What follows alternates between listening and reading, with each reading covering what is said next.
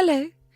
Today I want to share a story from my life about how I almost lost $75,000 to my thieving and manipulative in-laws. Thankfully, I knew my way around and managed to get it back.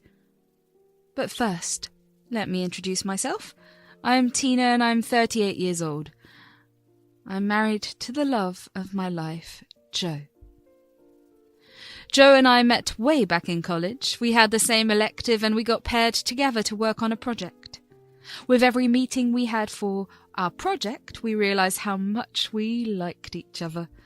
After we were done with the project, we continued to hang out together. Pretty soon we began dating. Our relationship was very smooth sailing. We had similar personalities and we meshed really well together. I think our biggest shared value was our love for our families, which is why about 6 months into dating, we introduced each other to our parents. While Joe's meeting with my parents went well, meeting his parents wasn't necessarily the best. I mean, there wasn't any of that toxic mother-in-law stuff. Joe's parents, Carl and Julia, were just very closed off. Like, they didn't try to get to know me, nor did they show any interest in whatever I was saying. By the end of dinner, I was beyond embarrassed. I mean, try telling a joke and no one laughs. Instead, they just stare at you blankly. That's exactly what the entire dinner has been like. I was ready to leave. When Joe dropped me off at my place, he apologized a lot for his parents' behavior. He told me that they were just apprehensive of him dating in college because they wanted him to focus on his studies. I felt like that was a valid reason, so I let it go. About 3 years after we graduated, Joe and I got married. We waited till we were financially stable and settled to tie the knot. And that was a great decision, because being able to spend without worrying about your future is a blissful form of security. Anyway, after we got married, I began to notice a change in Julia and Carl's attitudes towards us. They had been cold towards me up until the wedding, where I had told them where I worked during a conversation. I worked in a good position in a pretty well-recognized bank. That must have piqued their interest. Suddenly, they were a little more open. However, that openness came with something a little ugly. They would make a bunch of crude remarks at my expense. Whenever Joe or I would say anything about it, they would brush it off and tell us to lighten up because they were only joking. Joe and I aren't very confrontational people, so I would kind of just stick with it. Then came the requests for money. Now, I come from a low middle-income family, so I knew what struggling looked like. The only people that helped my family were other family members, so of course when my family would ask for money, I would never say no. It started off innocently. Julia needed some money to pay off a ticket. She hadn't brought enough money with her and asked me to bring some over to her. I helped her out and never really asked to pay me back, and she never made the effort to pay me back either. Then they started purposely forgetting their wallets at home, or just not bringing enough money with them whenever they went out somewhere or whenever we went out to dinner together. And Joe or I would cover for them. Obviously, it escalated to them just straight up asking to give us the money. Eventually, we were spending more money on them than on us, so Joe and I sat down to discuss things. You know I love your parents. I know. We can't keep giving them money and covering for them like this. Yeah, I mean, I would not have any issue with it if they weren't working individuals who make more money than us. I get that. I feel the same. I don't know how to bring it up. It just feels wrong, you know? I just feel like we can put that money to use for something better, like a house. You want to buy a house? I mean, I always wanted to own a house, so, yeah. Me too. I mean, we'll have to obviously stop enabling my parents, and we'll have to probably live frugally so we can have big savings in a short amount of time. But it'll all be worth it in the end. Oh my God, are we doing this? Absolutely. It's been a dream of mine to own a house too, and it'll be even better to own one with you. Oh, stop it. But I feel the same way. Joe and I started saving the next month. We put aside a little over half of our pay towards savings. It was a struggle initially, because both of us were used to certain comforts, but it was something we easily overcame. We also had to obviously have a conversation with Carl and Julia about us not giving them money anymore. Needless to say, they were not happy. Julia blatantly asked Joe if I was the reason for this change, and Joe told her that it was a joint decision. He told them of our plans to buy a house in hopes of getting them off our backs, and it worked like a charm. However, they did stop contacting us as much. We didn't let Carl and Julia's lack of contact get to us. Joe and I focused on our work and focused on saving as much as we could. Of course, sometimes we would dip into our savings to finance something big, but we got right back on track, and with our savings, didn't let that get us down. In about 2 years, we had about $76,000 in our joint account. We were overjoyed and shocked by how well we had done. It was one weekend that Joe had been avoiding me all day. I was concerned that something was up, but every time I tried to talk to him about it, he would go silent, or he would just say that it was nothing and get up and to leave. I gave him the entire day, and in the evening I sat him down and talked to him. Okay, I've given you time to figure out what's wrong. You need to tell me. There's nothing wrong. I'm going to stop you right there. Both you and I know that's a lie. Spill. Please don't be mad at me. What's wrong? I did something really bad. Oh no. What did you do? It's okay. You can tell me. I won't get mad. I gave my parents the money we had been saving up for our new house. What? Why? They called me yesterday morning and told me they had a lot of medical bills to pay off, and they had some other huge debts. They made me feel guilty about having so much money, so I gave it to them. I wanted to help them out, you know? Oh, sweetheart. Don't know how to feel about that, but I mean, if you stand by your decision to help your family, who am I to say anything? Well, that's the thing. I really regret my decision. Why? Well, I was scrolling through Facebook this morning before you woke up, and I came across this post my dad made about them going on this luxury cruise they had always been wanting to go on. Here, look. I was panicking. I didn't know what to think. How could Joe do this to us? More importantly, how could Carl and Julia do this? We had been pretty transparent with our struggles. In fact, Joe had opened up to them a lot about it. They had been the ones to give Joe advice on how to save money. To see them so openly declare on their social media about their luxury cruise, thanks to us, felt like a slap in the face. I made it even worse for myself by deciding to check our joint account balance. There was just $1,000 in there. I stared at our account balance with a blank stare. My brain was empty. I was just too shocked to think of anything. All the money we had saved up over the past few years was gone. All the years we lived frugally were gone to waste. I couldn't believe it.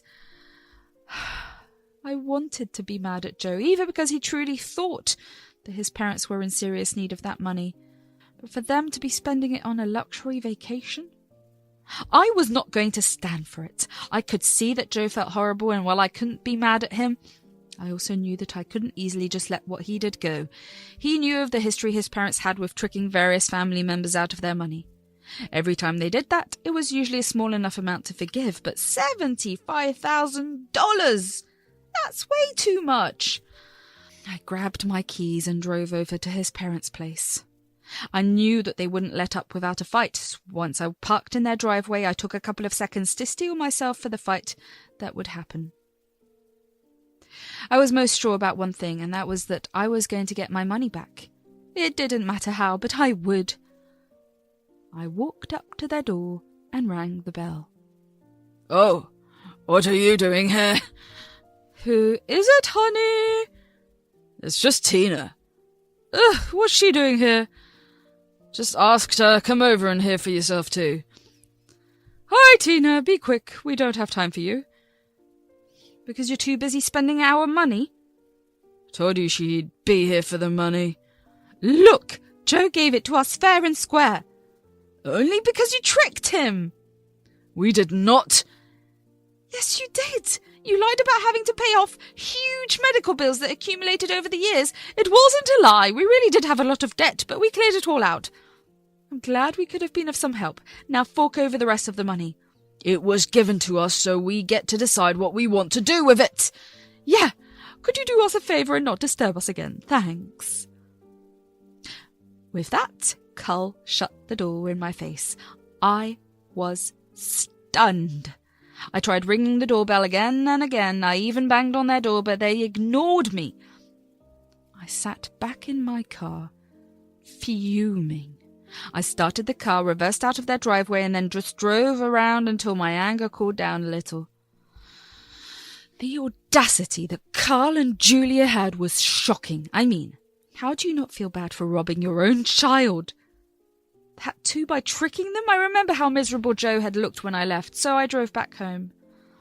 By the time I had come back, a good couple of hours had passed and my phone had died pretty much as soon as I had left the house earlier. I walked into the house to see Joe pacing back and forth in the living room, looking beyond worried. He didn't notice me, so I cleared my throat to get his attention. He looked at me up in surprise before running up to me and hugging me really tight. "Oh my God, thank God you're safe. I was so worried." "Why? You disappeared 4 hours ago and your phone was unreachable. You didn't respond to any of my texts either. How could I not have been worried?" Okay. That was bad of me. I'm really sorry." "It's okay. I'm just glad you're safe." "Where did you go, though?" "Your parents' house." "My parents?" "Yeah, to ask them about giving us our money back." "Again, I'm so sorry." "Oh, shush. I get where you were coming from, but you need to have your wits about you." "Yeah, I will. Did they give you the money back?" "Nope." "Oh. Yeah. Again, remind me why this isn't making you freak out." "Oh, because I have a plan to make them give back our money." "Oh. Is there any way I could help?" "Oh, yeah, definitely. This plan rides on your help." Joe had a friend who worked with the income tax department, and I worked for the bank where Carl and Julia had their accounts. All I needed was a letter from Joe's friend to freeze their accounts. I would love to see how long Carl and Julia would stay away from me after they could no longer use their money from their accounts. This friend of Joe's owed him a huge favour, because Joe had been the one to use his connection to get his friend on the path to get his current job. Joe called his friend up and explained the whole situation to him. His friend was more than ready to provide a letter ordering the freezing of Carl and Julia's account. I got on a call with him the next day at work. I provided him with all the necessary details about Joe's parents' account. We went over the letter together, and he told me that I would get the letter in a week. That would be the perfect time, because that was around when Carl and Julia were set to go on their cruise. Since their cruise is an all-expense-paid one, they probably wouldn't even notice that their accounts were frozen. With that extra time, I could also work on filing a case against them for lying and stealing from us. I knew that Carl and Julia would contact me when they realised their accounts were frozen. I would use the case as a way to get them to pay me back in full. In a week, Carl and Julia left for their cruise. They made sure to send Joe a picture of them on their ship to rub salt in the wound. Joe felt beyond upset when he saw the picture. And if I'm being honest, it made my blood boil too. But I knew that this was just going to be further proof of their crime for me to file. When they finally got back, Joe and I began to feel our excitement creep up. Every day we waited for a phone call from his parents. It took about a week before they called. "Hi, sweetheart." "Sweetheart?" "Yes, we just missed you guys, and we were wondering if you would want to come over." Did you hit your head somewhere?" "Don't be silly, sweetie. Of course I didn't, although..." "Ah, yes, there it is. What's wrong?" "Don't be rude. But yes, Carl and I have a bit of a problem." "And why do I help you out? Didn't you guys ask me to not disturb you?" "Tina, please, it's a matter of our survival. Our bank account is frozen for some reason, and since you work at our bank, could you look into us and tell us about it?" I'll think about it." "Please, we're begging you, just somehow unfreeze our accounts. We don't have much cash on us to last us through the week." "Oof, that's tough. Anyways, I'll see what I can do." I hung up the call, feeling Julia and Carl's desperation made me tingle with a sick sense of satisfaction. But my plan was not done yet. I was going to string them along for a while before slapping them with the truth. I was going to make them feel the anxiety and betrayal I had felt. So for the next week, Joe ignored their calls for the most part. Whenever he did pick up, they would ask him for money, but he would always coldly say no and say that he was busy. I, on the other hand, carried on as regular with my week. Julia would call me every day to check if I had any information on how to unfreeze their account. With every day that passed, I could sense their panic rise more. I don't know where they got the money from, but they managed to survive another week. By the second week, I began to ignore their calls, and I would answer sometimes, but only to tell them I couldn't talk at the moment. It was fun to play with them the way they had played with us, but eventually I got bored of the games, so I told them I had information for them. They invited Joe and I over to dinner at their place. All of their rudeness and mean attitude was absent. They were suddenly super nice to me and even prioritized me instead of ignoring me like usual. Joe and I struggled to contain our laughter at their pathetic attempt to seem nice. After dinner was done, I pulled out the folder containing the information out of my bag and set it on the table. Julia and Carl looked at me nervously. Oh, what did you find out, dear? Yeah, we'll be able to get our account back. I don't think so. At least not for a couple of months. Wait! What? Why? The funny thing is, I completely forgot I had done this when you were on a cruise. What are you talking about? I had your account frozen. What? Are you mad? Why would you do that? That's what you get for manipulating your son and stealing from us. You're a monster. No, you guys are monsters. You knew just how much owning a house meant to Joe. You knew how hard he worked to earn that money. You know of all the sacrifices we had made, yet you stole from us. How many times do I have to tell you that we did not lie? Get our account unfrozen now. You did lie.